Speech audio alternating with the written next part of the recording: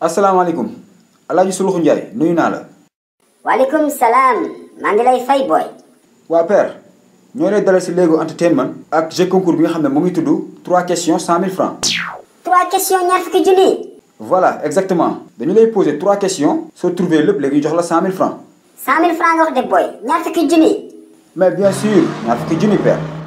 ëpp tëllaw nangu naa. kon ñu commencé pare nga. bu yàgg booy. ok on y va avec la première question. Qui est le premier président du Sénégal? Moi, bu Senghor. Léopold la yow. Non, attends. En français, père. Boy, le premier président du Sénégal, c'est la Léopold Sédar Senghor. Femme ni femme noire, femme africaine. Gorgui, s'il vous plaît. Contentez-vous de juste répondre à la question. Jarul ay femme ni femme noire yow tamit. Ah boy, dama bëgg mu leer rek. Caw laay bañ. Ok, on passe à la deuxième question. Nelson Mandela, il est de quelle nationalité? Tu as le choix entre 3 pays. Le Sénégal, l'Afrique du Sud et le Nigeria. Nelson Mandela, apartheid. Boy, kooku c'est un Afrique du Sud, hein? Ok père, mais on dit sud-africain. Ah boy, benn la rek. ñaar yëpp un la jeexee. Afrique du Sud, sud-africain. Benn la, un baa leen boole. Ok, on passe à la troisième et dernière question. Voilà, soo ko trouvé rek ma jox la say 100 000. Boy, mën nga génne ñaar fukki junni yi de. te xam ne dama koy jël. sa question yi dafa yomb. Ok. En quelle année l'esclavage a été aboli et par qui? Boy, esclavage may jàng école suñu monsieur jàngalu ma ko de. changer question bi bopp. Père, amul changer question de. soo xamul rek neel xaw ma. Boy, xaw ma ko de. même ma réfléchir même ma xalaat.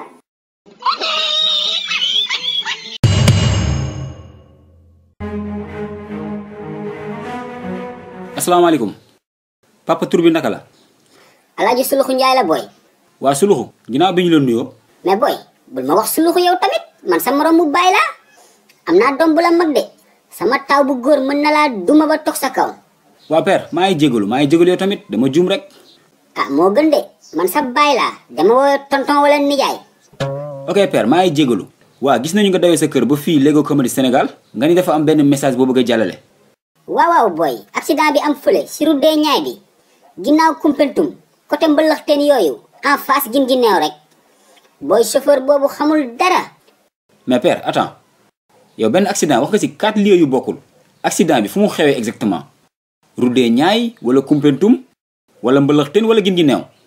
boy dama doon nelaw si oto bi nag accident bi moo ma yee xaw ma exactement fan la xewee mais accident bu graaw la maa ko fekkee maa ci teg sama bët laa la wax. déedéet père d'accord uma de accident boo xamul fu mu xew moom vraiment mënoo ko expliquer da ngay jaxase xelu sénégalais yi lay seetaan rek. boy may ma jàmm accident bi fi mu xewee ça n'a pas d'importance la fa xew moo am njariñ bul coupé sama appétit yow tamit bàyyi ma eggali may ma développé waay. waaw ok vas-y. boy soo nekkee ci autoroute à péage bi di dawlu neex di xotti ba si yàgg sa pneu ne pëf toj looy def. ah père laaj naa la ko man du ma chauffeur de. bul freiné lu muy freiné dafa freiné rek génn tali bi fekk fa doomu jàmbur ji yannu ko. ah père loolu metti na de ndeysaan. waay loolu romb na metti boy papa ji ak yaay ji foofu lañu nekk di jooy yu metti sax mbee gudul jeex seen borom moo mujjee ñëw indil leen ngooñ ak ripaas ñu soog a noppi. mais defal nànk père yow looy teg nii accident lan ngay expliquer nii yow. accident xar la boy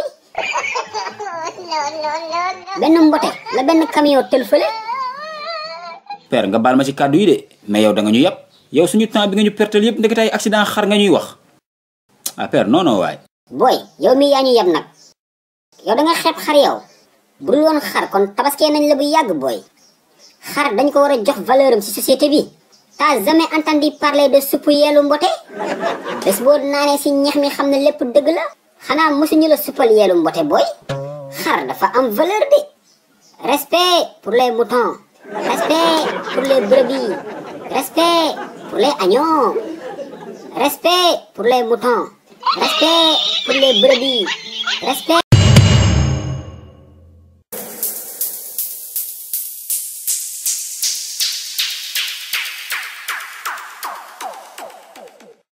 salaamaaleykum papa tur bi naka la. Alaaji Suluxu Njaay la boy aka MC Suluxu. waa père kon yow da nga doon rap. ça tombe bien parce que man classe bi am jamono jii nii ci hip hop Galsen bi laa la bëggoon laaj sa avis quoi yow noo ko gisee quoi. waay booy waxal alhamdulilah te xam ne daje nga ak màggetum rappeur. booy xam nga dara ji famille xam nga makan ji from Fass Mbao. booy est-ce que xam nga Dip Doundou Guiss xam nga Ngaaka Blindé. mais boy est-ce que tu me connais Nit Doff. boy do you know Omzo Dollar. mais père ndeke yow da ngay cons rap Galsen. non MC Suluxu maa ngi soog a kontaan nag doo nit. léegi yow wax ma sa xalaat quoi noo gisee clash bi am jamono ji si hip hop Galsen. mais boy loolu c'est normal. clash mooy tax rap avancé mooy tax nit ñi bàyyi ci xel ah. mais l'essentiel nañu ko teg ci respect xam nga bañ a saagante bañ a waxante lu ñaaw quoi. booy gis nga rap américain yi boo xoolee leen may buzz à travers le monde ay années 80 90 yooyu mais booy clash bi bokkoon na ci de. booy est-ce que xam nga Tupac Jay-Z Lil Wayne. booy est-ce que xam nga Snoop Doggy Dogg Snoop Dogg xam nga ko. wala boog MC Suluxu in the building Jah Rastafaya boom.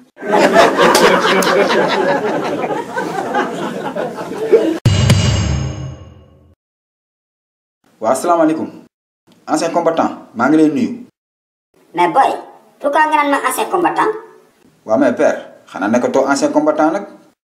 bien sûr ancien combattant la mais fan yii roi des arènes moo xew yow tamit. waaw wax nga dëgg de yaay roi des arènes léegi de. voilà boy mën nga ko mixé sax bu la neexee Alaaji Suluxu Njaay ancien combattant roi des arènes. ok dëgg naa la roi des arènes. léegi père fan yi cas noyade yi seetlu nañ ni dafa bëriwaat trop fii si Sénégal. léegi yow looy dénk parents yi. boy luy noyade. waa père mooy lab xale yi lab si géej gi quoi. waaw wax nga dëgg maay boy fan yi li may dégg ci ay lab bëri na trop sax. voilà léegi yow looy dénk parents yi ci phénomène boobu noonu. nañu surveiller xale yi nañu bàyyi xel xale yi bu baax sax jamonoy tàngaay lañ nekk te xale yi dañuy bëgg a dem géej di fexlu te loolu wóorul de boy c'est dangereux géej amul bànqaas. ah vraiment géej moom amul bànqaas mais surveillance parents yi kese est-ce que c'est suffisant. c'est pas suffisant mais nañuy surveiller xale yi suñu jàngiwul nañ toog ci kër gi na leen parents yi di téye ci kër yi xale kenn du ko bàyyi muy taxawaalu bu taxawaaloo rek def musiba. ok xale kenn du ko bàyyi muy taxawaalu. léegi yow looy wax xale yi ak jeunes yi nga xam ne ñoo ngi lay seetaan à travers Suluxu yan conseil nga leen di jox pour ñu moytu géej gi quoi. bàyyi leen géej amul bànqaas mënoo leen fay soo leen demee da ngay leen lab indil seen waajur yi ay problème man boy il faut ma commencer sol sama tenue ancien combattant di def patrouille ci plage yi parce que ça commence à être trop ah xale bu ma fa fekk te àndoog sa waajur dinaa la tendre par quatre.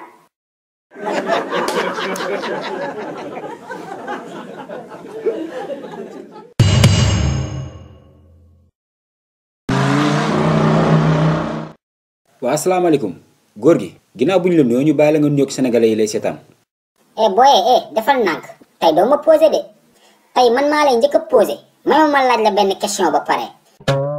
waaw mais père yow lu la dal yaa ngi en direct de gaa yi ngi lay seetaan. booy may ma jàmm laa la wax na ma àdduna seetaan tey foo jaar ma laaj la li ma la bëgg a laaj.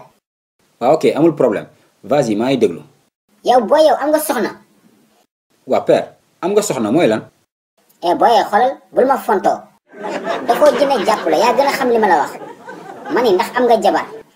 ah ok jabar non père takk guma yow tamit dafa xaw a teel. waaw booy yow magum jëm bu toll ni yow lu la teree takk soxna. ah père dama pareegul rek xam naa dafa jotagul rek bés bu jotee rek yomb. jotagul booy ndimbal na ca fekk loxol borom. góorgóorlul yow tamit maay booy xanaa déggoo li météo wax météo nee na ren dina sedd de. takki leen ci gune yi ñu wettali leen waaye yéen tamit ren dafa ndara sedd de. waa père dinaa ci xalaat incha allah. xoolal amul dinaa ci xalaat de yow ni ma la gisee nii ku la bàyyi nii ngay màggetee yow ak sa dégradé bii boo demee am nga lu ëpp ñeent fukki at ak juróom. père xoolal arrête yaa ngi commencé tooñ nag n'exagère pas yow tamit duñu la may lépp nga bëgg a jël lépp. booy man sa jàmm yaram rek laa la bëggal damaa bëgg rek bu seddaay bi ñëwee mu fekk la nga nekk ak sa soxna mu lay toppatoo. bu ko defee ngay dund àjjana nekk sa shopping tans. waaw kay góor gi dégg naa la dinaa ci bàyyi xel. moo gën de booy loolu moom moo gën moom. waa booy yow en tant que célibataire soo wàccee lan ngay reere. Ah mais père, c'est quoi la différence ak marié yi? Man su ma wàccee mburoog nambe rek laay jënd wala mbiskit ak soow. ndambe boy yow dee nga ba pare te cadavre ambulant boy faatu nga waaye ba pare ndambe gi ngay lekk guddi gi nag dee ko moytu sinon ki ngay fanaanool moom dina dee de wala yow kese yaay fanaan mbiskit gi tamit ndekete kay boy célibataire yi ñoo koy jeexal yow kay boy yaa ngi soog a wax maa ngi soog a xam lu tax bés bu jot sama doom ji ndaw ji su demee ci bitig bi di jënd mbiskit rek ñu ne ko mbiskit jeex na boy kon célibataire yi mbiskit ak sow mooy seen préféré boy bàyyi leen mbiskit ak sow gi di ngeen dee de di ngeen dee de di ngeen dee de.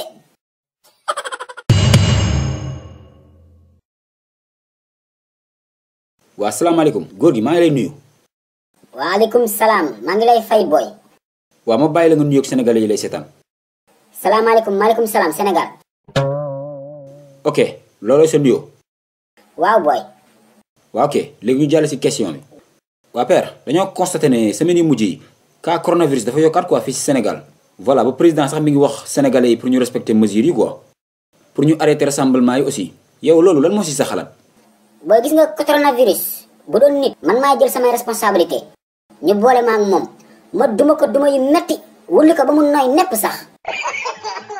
ah père déet waay. ah ankay booy coronavirus dafa bëgg a yàq suñu àdduna waay. booy corona moo tax kenn mootul am weccet boo suturloo. booy ñun mariage wala ngénte sax daraan am ci koñ bi ñun paa yi màgget yi ñu jox ñu xaalis ñu wàccee kaamin mais léegi dara amatul dañoo tere rassemblement dëkk bi dafa wow koŋ. voilà père rassemblement yooyu mu tere gis nañu ne indiwaat na polémique diggante président ak artistes yi quoi. voilà parce que ñoom ñu ne seen spectacle yi la ñu mën a amee dara pour yor seen njaboot quoi. mais bien sûr booy président dafa war a bàyyi géwél yi ñu doxal. ah bon loolu nga gis yow. waaw waaw booy na ministre de l'intérieur bàyyi géwél yi ñu ràcc waay. mais attends père est-ce que loolu du yokku cas yi déjà cas communautaire yi dafa bari trop.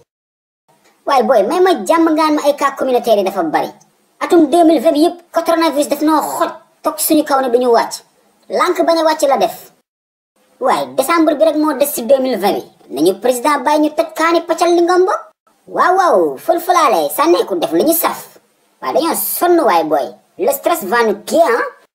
waa père léegi ñu jàll ci dernière question bi. waaw gis nañu ni vaccin bi génn na nit ñi commencé nañu vacciné wu ci réewum tubaab bi yow loolu noonu noo ko gisee yow yaa ngi xaar vaccin bi wala. vaccin waaye booy loolu duma fi fekk ñam naa samay tànk bi yàgg tey vacciné wu yàlla na dee.